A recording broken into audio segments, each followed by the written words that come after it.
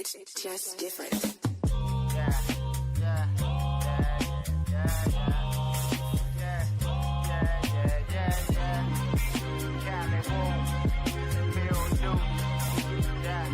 You don't know what I've been through.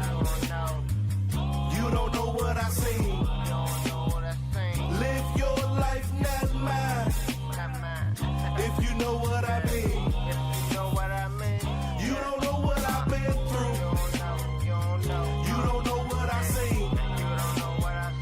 Live your life, not mine. If you know what I mean. They don't know. You don't know. We don't know. Life is funny, things we do to get money. Hardships, hard times. And these days, these situations, they be sticky like honey. If it ain't Corona, they trying to clone ya. What happens to the little girl that went missing from her home? Her own daddy keep touching her. Daddy, leave me alone. I ain't got the answers. Trying to get justice for George Floyd. And if Bill Gates got the cure, make sure he got one for cancer. We screaming stop the violence, but who we asking? The killer the same color as the one in the casket. I'm no preacher, spitting hard facts like bleachers. Make America great again. It's only for the rich leeches. Where's Felicia? I guess black reparations went to new prisons and new police substations. For black justice, they be debating. We gotta wake up, but I'm going back to back. I'm on one. Cold cases still hot in the hood, cause the nigga that did it, he still home, son. I'm my own rapper, but got a new balance. Rest in peace to all the young fallen soldiers. Didn't get a chance to show the world their talents. I'm so focused, trying to save the nation. Seeing the road ahead like a full focus. You don't know what I've been through.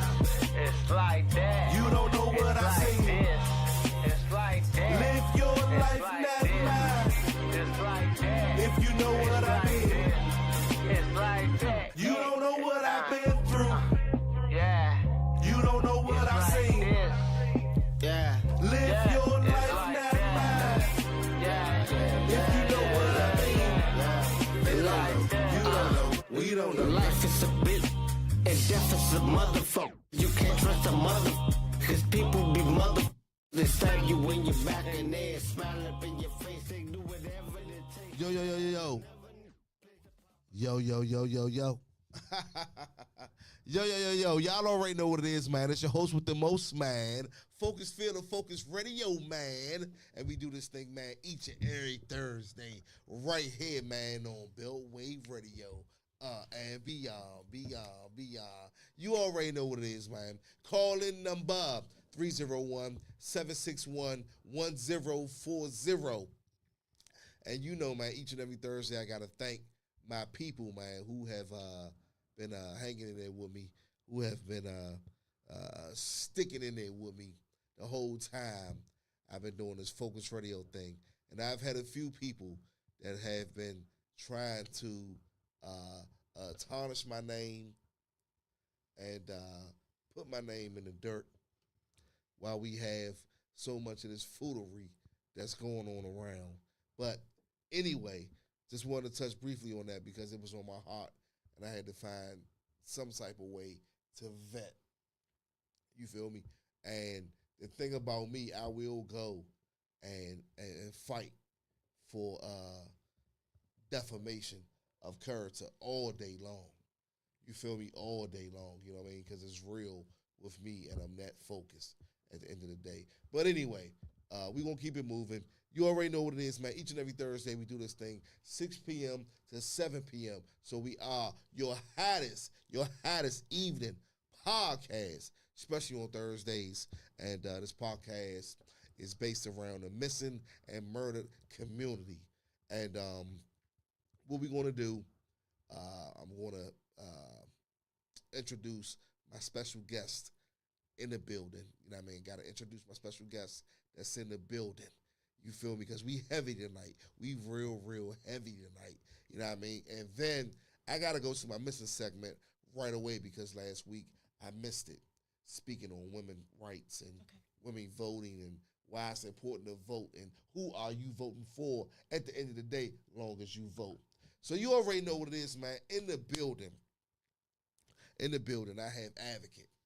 I have activists. They call her a warrior. So, in other words, I call her a survivor. And a disease that some may consider so rare, but it's really not. Because, you know what I mean, for years and years and years, you know, we have done research, and with this particular thing that we're going to speak on, we're just now catching up. You know, we have social media now to talk about it, and we have ways to keep our people strong within, you know, this disease. And it's sad, you know, that I gotta say this, but somebody gotta report this. We gotta do it because it's real, and we gotta talk about it. That's the only way we're gonna get through it. So what I did was I bought an advocate, I bought an activist, I bought a warrior, I bought a survivor in the house tonight to speak on the sickle cell disease. And she goes by the name of Tanika Hoffman. And let's clap it up. And let me help you out. You're excited. You're excited. I'm happy. So close. That wasn't, it was one of them close ones. You already know what it is, man. Right here on Phocuz Radio. Call in number, y'all. It's 301-761-1040. We are on Facebook Live right now. It's Phocuz, P-H-O-C-U-Z-P-H-I, and it's 2 L's, L-L, Phocuz Field. We're in the building, man. Thanks for gracing the stage for me tonight, Tanika Hoffman. You already know what it is, man. And it was crazy because I was riding to work, you know, my other job, and I had my favorite station, shout out to 95.5, had them on, and I always turn them on because it's like 6:30, 6:40, I'm riding to work, got to be there by 7. So it's early in the morning, and I'm like, I turned it up, and I'm listening, and I'm like, because I'm focused at that time, especially if it's a topic that I want to hear about, listen to, right? And they were interviewing you, and they said, tell me about your background. And you had spoke on living in what? Thailand. And your experiences and, you know, the sickle cell disease. And I was like, hold up, I know a few people have actually passed away, you know what I mean, due to this disease. And I just want to shed light on things that we don't shed light on enough on within our communities and that we don't talk about.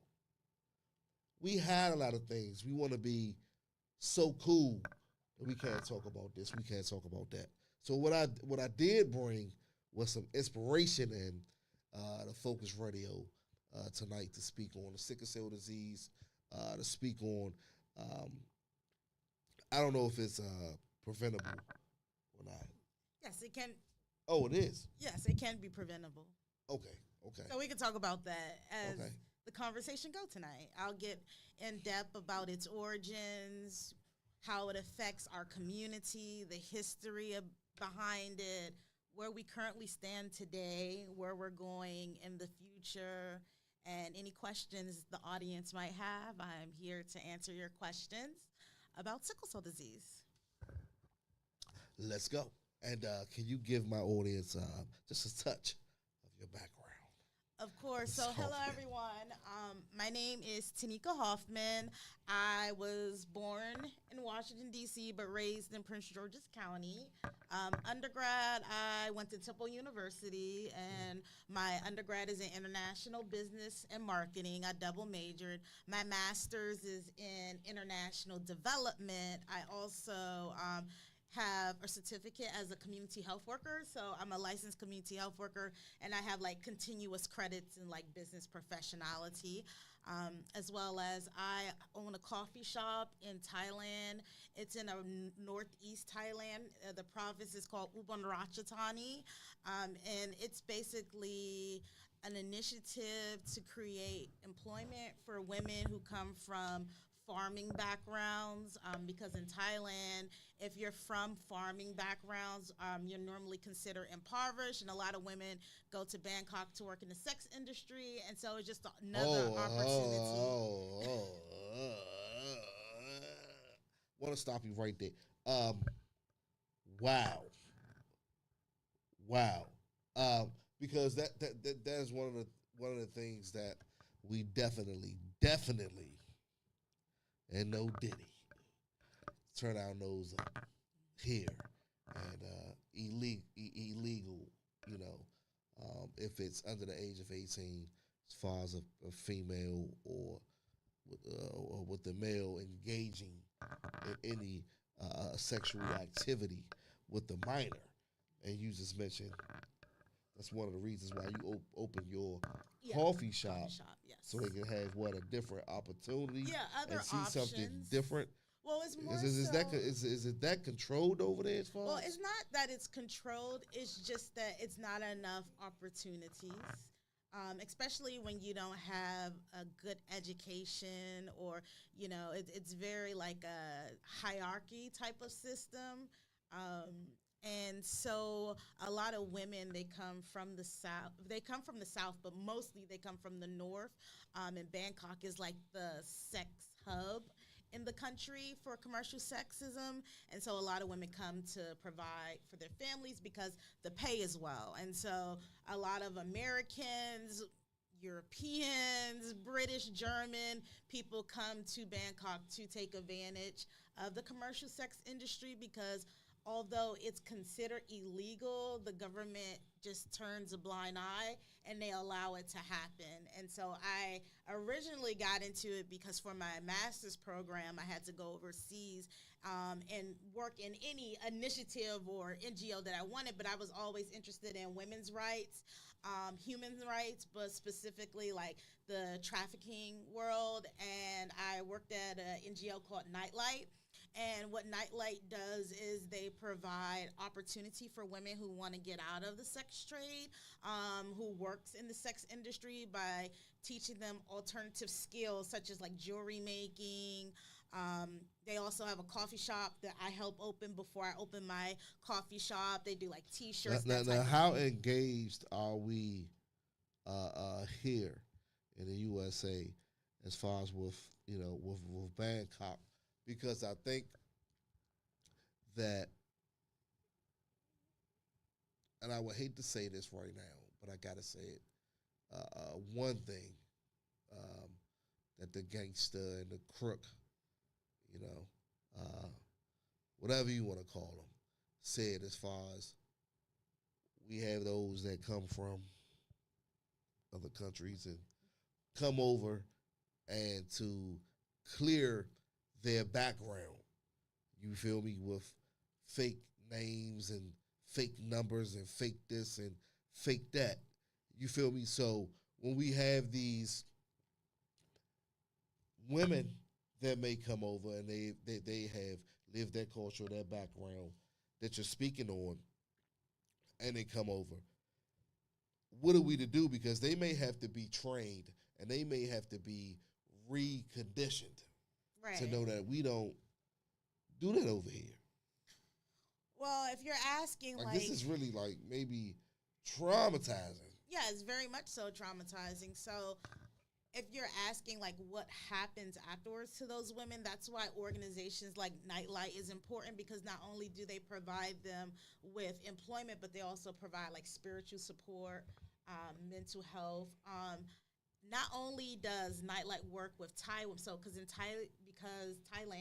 because Thai women can work and get a check, it's considered like an industry, but the organization also work in the repatriation of women that are trafficked into Thailand, and that's a little bit different. So women are trafficked from Uganda, Nigeria, Cameroon, Kazakhstan, Uzbekistan, Russia. I met a lot of young women from Africa, and they basically told me, there would be people that would stand outside of their schools and try to encourage them to come for work. So they wouldn't say like, hey, it's sex work. They'll just say, like, you're going to be like a nanny or you're going to be a housekeeper. And then they would get, like, in China, and their passport would be snatched, and then they would be forced to work off $20,000. Then they would get sent to Cambodia, and the same thing, and then they eventually end up in Bangkok. And so by the time those women interact with the organization called Nightlight, our goal is to pull them out, put them in a safe house, give them support, have them. A lot of women are afraid to testify against their pimps and their traffickers, but giving them the safety to let them know that it's going to be okay and you can report this. And the idea for that particular population is to get them back to their country. So after all of that happened, the goal is back to Uganda or Russia. So the organization that I work for, it focuses on two separate populations, which is the Thai population, which is commercial sex industry. That's why it's commercial, versus being trafficked from your home country of Uganda or, Russia or whatever the case may be. There is a lot of mental blockage for a lot of women. So, like, they'll gain trust because, like, a lot of our work is at night. So when we were in Thailand, we would go at night, of course, because that's when they're working, and begin to build relationships with them by, like, just talking to them. Or if there's, like, a holiday, like Valentine's Day, we would give care bags or, like, a rose, or just say, people care about you, there's help. And that sometimes could take up to a year. I mean, there's some women that it took 10 years, because it's all about a trust. But once we do get their trust, they have to go into hiding because they're technically illegal in Thailand. So they go to, like, a safe house, and we take care of their needs, that type of thing. And then when it's time for them to, be repatriated back to their country, we have to raise the money for, like, their flight and that type of thing. And then going back home and then readjusting to being back in your homeland, which you've been away for 5-10 years, and you were making money. So a lot of the women, they are expected to pay their pimp or their trafficker back a certain amount, like $20,000, $30,000. But once they're free, a lot of the women, because they like the money, they feel comfortable, and they kind of become like freelancers. And so it's also convincing them that you're worthy and you don't have to sell your body, even though this is the money that you're making. It's just a lot to take care of your family back at home. So like you mentioned, like, it's not just like pulling someone out. It's convincing them that they're worth something, that they're special, and that they don't have to. And unfortunately, the men that are frequent these women are American men, are, men from the West who have the money to take $1,000, $1,500 flight to Bangkok and, take advantage of the women there. But, sex, selling yourself, commercial sex industry prostitution is the world's oldest profession. It's not something that's going to probably ever go away because we live in a patriarchal society. So that's, I spend a lot of my time in that world before I open up my organization, which is the Sickle Cell Coalition of Maryland. And why sickle cell? After you had studied the trafficking trade and prostitution trade, as far as talent and these women coming over here and, like you said, being taken advantage of because maybe this is all they know. And that's all they have. And you were showing them something, right, all they have, and you were showing them something different. So on to sickle cell. Yeah, so your foundation. Yeah, so I have sickle cell disease. I was born with it. Sickle cell disease is not contagious. I came home approximately 4.5 years ago because I needed to just have a minor surgery. This was right before COVID. I had just opened up our coffee shop. It's called Zero Coffee Club. And I had to come back home to have a procedure. And when you have sickle cell, you have to have either a blood transfusion before you have surgery or a process called a blood exchange.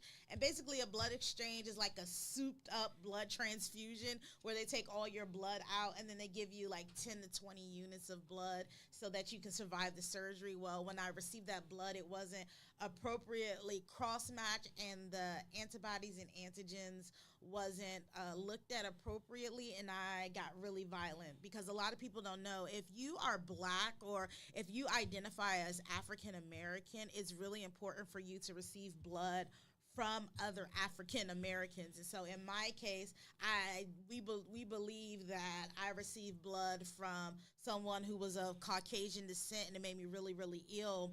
And to live in the DC metropolitan area and be really, really ill and get bounced from hospital to hospital and almost die, and not having the resources that I needed when I was really ill caused me to start the Sickle Cell Coalition of Maryland, because I didn't want what happened to me to continue to happen to any other person that lives with sickle cell disease. Exactly what happened. So this will go into what sickle cell disease is. So sickle cell disease is an inherited blood disorder.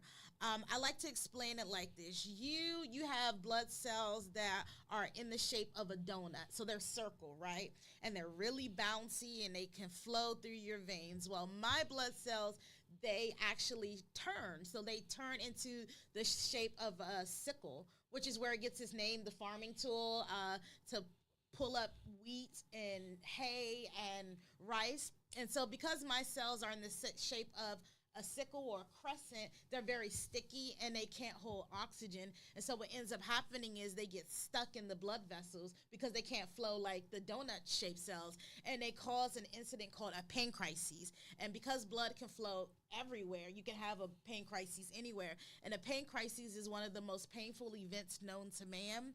Because the blood cannot flow, it piles up. I tell people, think of like a car jam. Like if you slam on brakes, there's a chain reaction. That's what's happening in my veins or anyone who has sickle cell veins. And so you have to deal with the pain, which is the crises. And that is the part that trips a lot of sickle cell patients, because we begin having these pain crises between 6 months to like 10 years, just depending on your age. But the only way to treat a pain crisis is with narcotics. So by the time we're like 10 years old, we're on Dilaudid. So we're babies, we're on morphine and fentanyl. And then as you're an adult, you're on Dilaudid. Say that again? Yeah, because it's a very painful disease. Morphine and...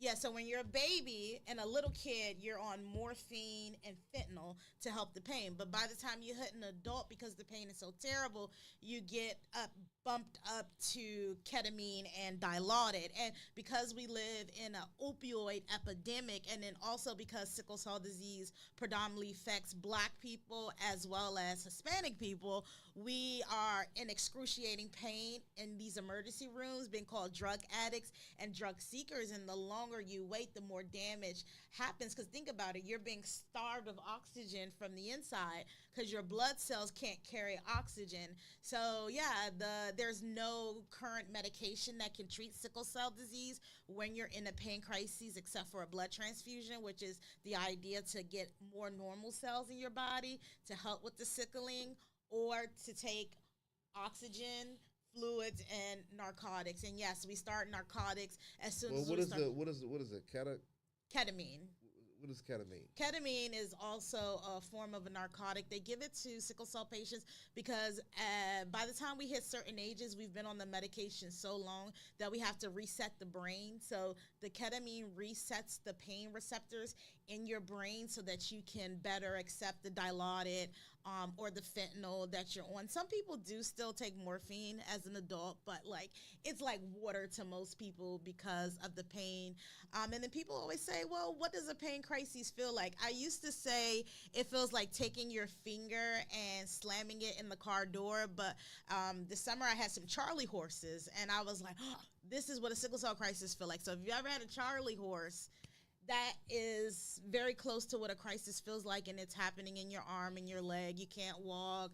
Sometimes you can't talk. You can't breathe, and there's other symptoms that comes along with the disease. So why do they say fentanyl is so bad? Why do they say that fentanyl is so bad right now? because it's And not it's- controlled fentanyl. So the fentanyl that warriors are getting in the hospital is fentanyl that is given by a medically trained doctor that understands how to give it, and it comes from a manufacturer. It's not coming from off the street, and you have no idea what it is. It's very safe to receive it in a hospital setting. How long have you been living with So you're born with sickle cell disease, so you born can't. with it? Yes, it's inherited, so you can't catch it. It's not contagious.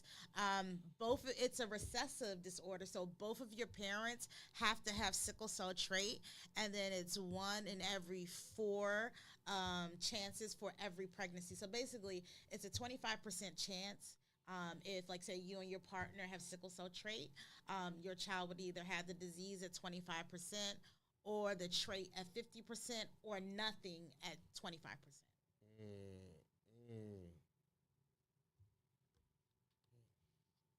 You have children? No, I don't. Oh, okay. So let me ask you: you went to Thailand to study, school, or was it a Yeah, so treat type of thing? Because I know you said it was a great experience. Actually, had changed your life. yeah, I've been traveling to Thailand since undergrad, but I moved to Thailand because of my master's capstone. In my program, we had to work with an international organization, and because I had already had friends in Thailand and I had connections, I was like, might as well do my master's capstone project here, which is how I got to Thailand to live. Why is it the sickle cell disease talked about in the Black community? And what are the numbers? What is the percentage? Sure. So let's start with numbers. One out of every 13 African Americans carry sickle cell trait, which means if you're in a room of 13 people and you count 1, 2, 3, 4, 5, 6, 7, 8, 9, 10, 11, 12, 13, that 13th person will have the trait. As far as the disease is concerned, 1 in every 365 African Americans have sickle cell disease, which is basically it's a large number. And to go to your question about why it's not talked about, I blame a lot of reasons. I blame the government. Back in the 60s and the 70s, the Black Panther Party deemed sickle cell as the Black genocide. And they were doing, Really? they were doing mobile clinics. They were doing testing. They were taking care of sickle cell patients. They were able to push the first sickle cell bill that was pushed through. It was called the Sickle Cell Cares and Treatment Act. And they were really educating our community on why this disease is so deadly in our community. And when the Black Panther Party was disbanded, we lost all of that. That first bill that they put through allowed clinics in Oakland open, Howard University's first sickle cell clinic, and after that bill, ended and the funding ended, it hasn't been much funding dedicated to sickle cell disease compared to other diseases. Sickle cell disease is the number 1 inherited genetic disorder in the world. And it's the least, it's the least funded genetic disorder in the world, even though You said the number 1 inherited genetic disorder in the world, but the least funded. So we want to talk about numbers. The most individuals. This is a blood disease. Yes, it's correct? a blood disease, blood disorder. Most individuals who have sickle cell, the largest populations in Nigeria. Then it's India. And then other countries like Brazil. In the U.S., it's because of our, population of African Americans. We have a significant proportion, but sickle cell came about because of a genetic change. Our body was trying to fight malaria. So if you have sickle cell trait, that means that you are more protected and is able to fight against malaria if you ever get malaria. So that's how the disease came about, the body trying to protect itself from malaria. So when people say, oh, sickle cell disease is just a black disease, I say, no, sickle cell disease is a disease that came from areas that was predominantly malaria prone, which would be your West Africa, Greece, Italy, Middle East, which would be like Oman, Saudi Arabia, Asia, India, those type of things, because our body was trying to protect ourselves against the mosquito, which gives us malaria, which is not really big here in the U.S. It is coming back because of global warming, but that's how sickle cell came about, because our body trying to fight malaria.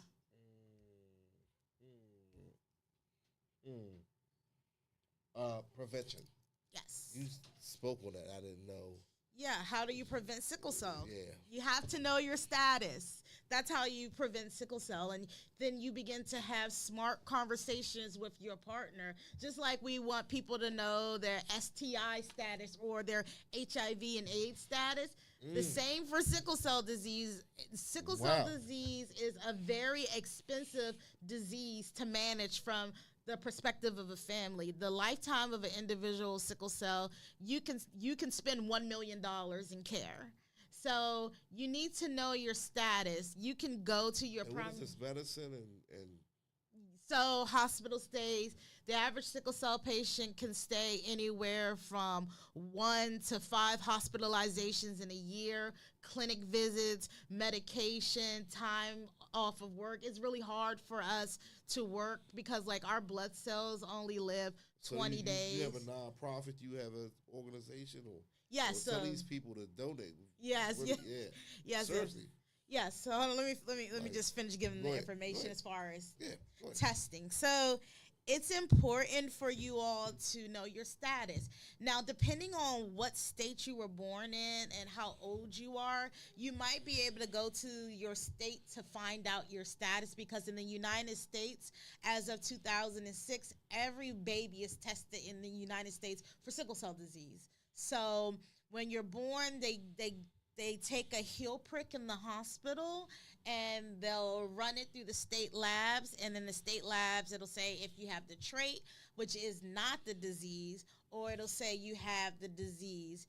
Now, if you were born before 2006, you might not know your status, and that's where you could go to your primary care doctor and you can say, hey, I don't know my sickle cell trait status. Is there any way for me to find out?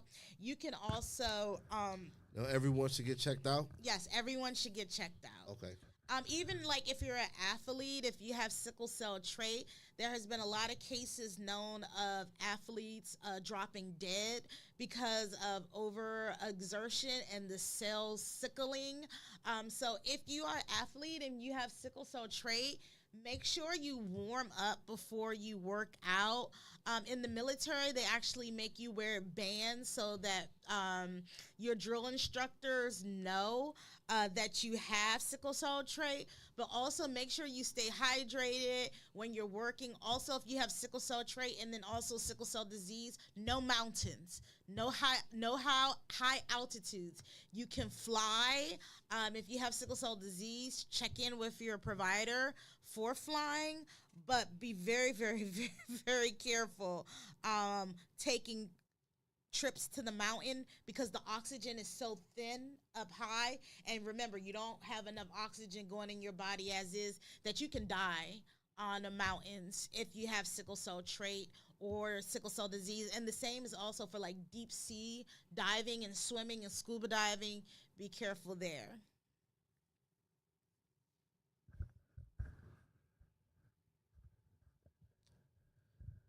Now, can we get into the medication Sure.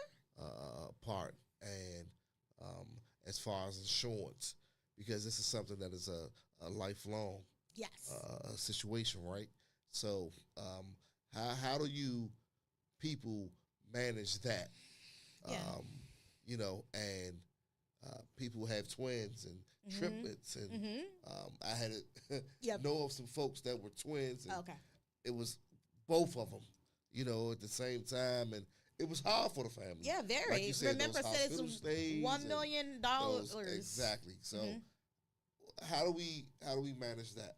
So there are only a few medications on market right now, but the most expensive medication right now that was just approved by the FDA as a possible cure is not considered a cure.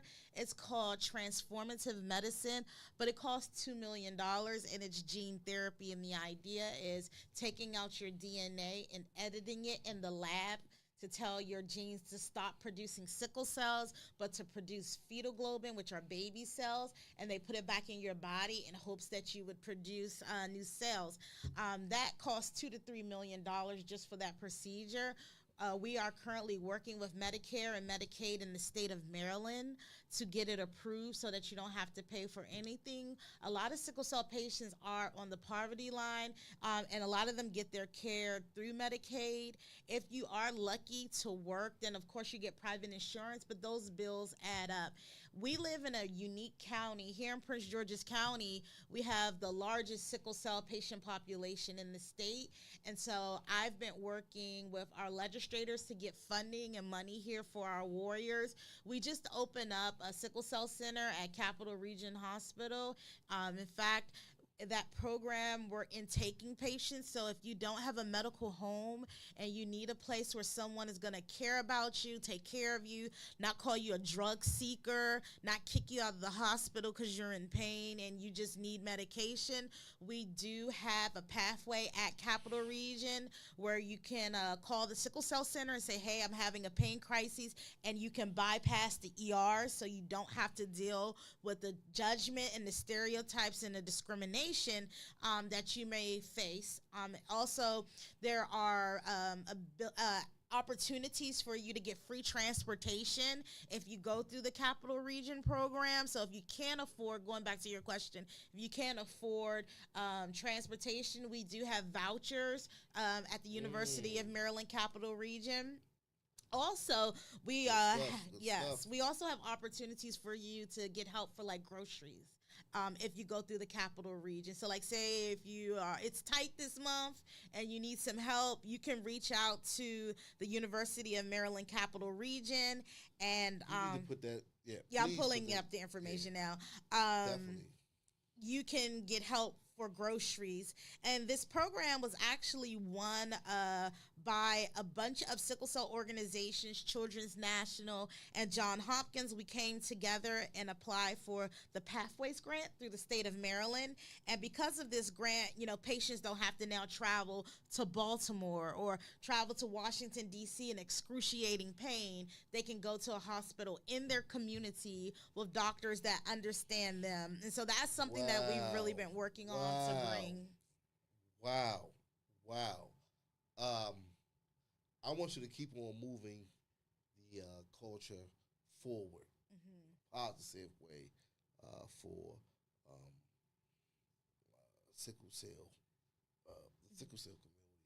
In other words, because they don't know, or we don't know, and I'm glad you gave me more insight as far as the pain that they really go through on top of the financial, bearing that the family may have.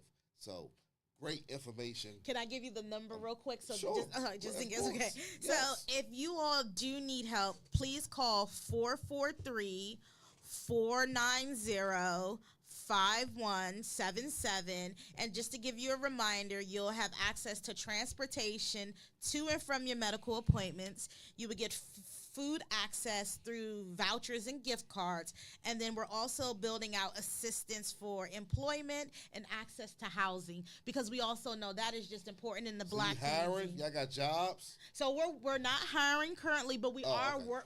working on it. So some of the things that we're talking about Volunteers. is, yes, definitely need volunteers. Got you. Okay.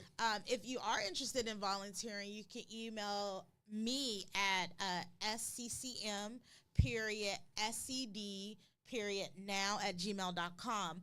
But as far as the program, we're working on a career fair for next year, specifically for people that have sickle cell disease. We're also building out a program to go and educate our because a lot of employers don't understand what sickle cell disease is and tend to think that you're doing well, the next day you're in your deathbed, and people don't understand how much of a drastic change can happen within 24 hours. So we're beginning to work within the county to educate the school system, the government, and employers.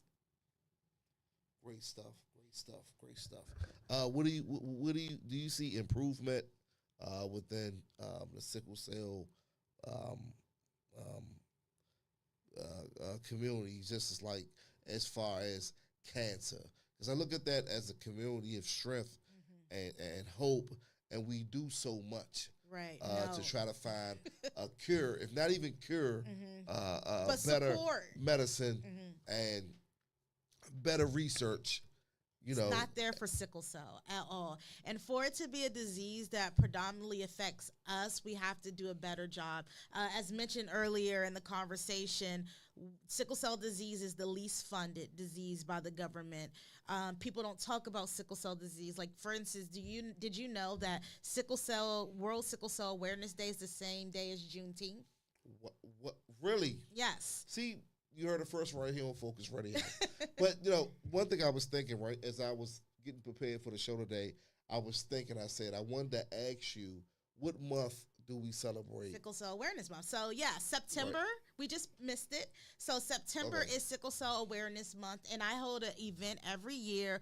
We do blood drives. So, our next blood drive is going to be December 13th, and it's going to be at Capital Region Hospital. But we had a blood drive this year in the health fair. So, important dates for sickle cell is September and then Juneteenth. The UN specifically put World Sickle Cell Awareness Day with Juneteenth because it does make sense, right? It's a disease that predominantly affects people of African descent, the diaspora, and it's also in celebration of our freedom from captivity here in the United States of America. So, we have to do a better job at supporting sickle cell disease.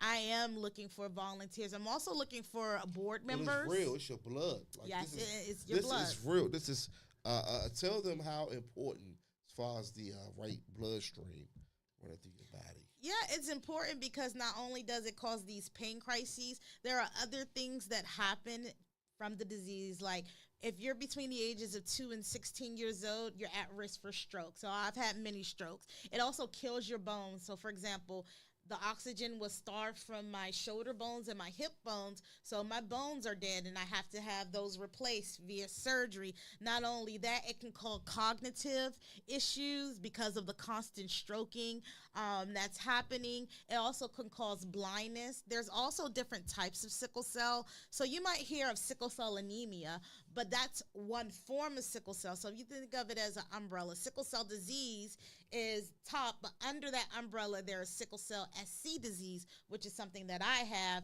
which means in this particular, it's called a genotype, I'm more at risk of being blind, where someone that has sickle cell anemia, they have more ulcers, which are basically wounds that can come all over your body and just open, rotten flesh. Because blood travel everywhere, as we keep, saying, it can affect everything, every organ. Most warriors, they die from a symptom called acute chest syndrome, and it's basically pneumonia in your lungs and then you having a crisis in your lungs at the same time. So you're literally being suffocated on the inside out and you can't breathe. And white medical doctors and even some black doctors don't take sickle cell patients seriously. They're really willing to let us die. They're really willing to prevent us from receiving that pain medication that we so desperately need. Research says that less than 2% of sickle cell patients are actually drug dealers. Drug dealers, drug seekers, drug addicts. But when we're in pain, when we need medication, we're often denied and not believed, and that just has to change. And I believe that change comes about from the community, from you, Phil, inviting me to the interview to explain what warriors are going through, for us to speak up during September, which is Sickle Cell Awareness Month. People don't speak up about it, but I bet you October is going to be pink everywhere, and this disease is in our community affecting our babies. There are little things like during Christmas time, the cancer floor at the Children's Hospital will be filled with presents, but the sickle cell kids get nothing. And that has to stop. And that was one of the reasons why I started, the nonprofit, is because I wanted to educate, I want to support our community, but I also want to give our warriors the things that other diseases have, that has been taken away from them or never even given to them to begin with. So this is a great opportunity just to educate the community, share what's happening, and encouraging the community to participate and learn about sickle cell disease. Yo, you heard it first, man, right here on Phocuz Radio. I just want you to keep on fighting. And thank you. Like you say, just like you say, it's going to be pink everywhere. It should be the same way for the sickle cell disease and other rare diseases Correct. that plague our community. I had a lady here. We're really, really, really close friends, Miss McLeod, and her daughter actually had died from asthma. And I didn't know how serious that was within the black community and how those asthma pumps cost so much money. Very expensive. And how insurance doesn't pay for a lot of things that go on within these visits, within these ambulances, rides. Very expensive. Within getting this medication, like you say, with these hospital stays, with just having a proper care. If you are at home, in other words. So thanks for gracing the stage of Phocuz Radio. Thank you for having me. And you definitely, once you grace the stage, you can always come back. Awesome. So I'm going to pull you into my world. Okay. As we have a few minutes left into the missing persons platform. Sure. And we're going to take this thing to the missing people. And what we do is find something distinctive on a flyer that we can look for if someone knows of this person, and shed light on these cases, try to get the families in. But until then,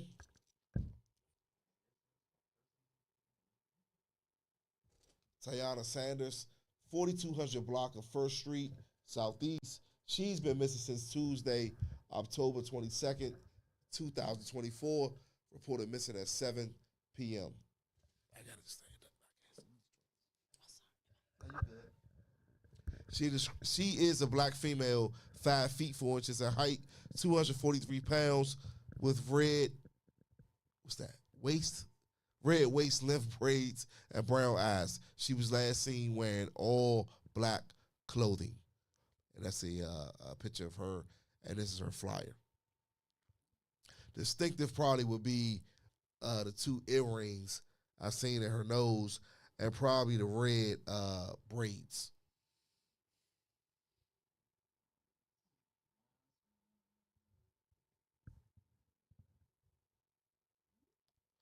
On to the next, Malachi Davis, 1200 block of Tower Street, Southeast, D.C. He's been missing since Sunday, October the 20th, 2024.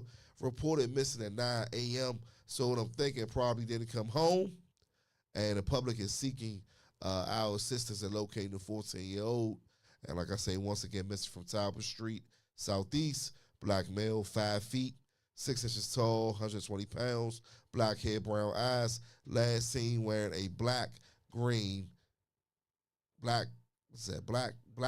a black shirt and black pants. All black.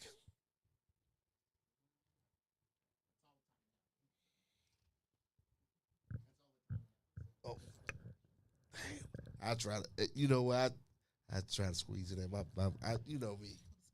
You already know what it is, man. Thanks, B. You already know what it is, man. We are right here, man. Beltway Radio, and beyond. Each and every Thursday, 6 p.m. to 7 p.m. I want to thank you, Tanika Hoffman. Thank you. And keep doing your thing, man. Keep bringing this awareness. And then, it's asthma, it's sickle cell, it's cancer, it's gun violence, it's domestic violence, it's mental issues, physical disabilities, everything that needs to be talked about and put on the forefront. Yes. And I think we'll all be at ease when we can say, oh, damn, I thought I was the only one. Nah, Slim. Nah, Ma, we ain't the only one. Everybody got something going on. That's what we got to do. So I want to thank you for gracing the stage of Phocuz Radio. You already know what it is, y'all. We out. Peace. Daddy, leave me alone. I ain't got the answers. Trying to get justice for George Floyd. And if Bill Gates got the cure, make sure he got one for cancer. We screaming stop the violence, but who we asking? The killer the same color as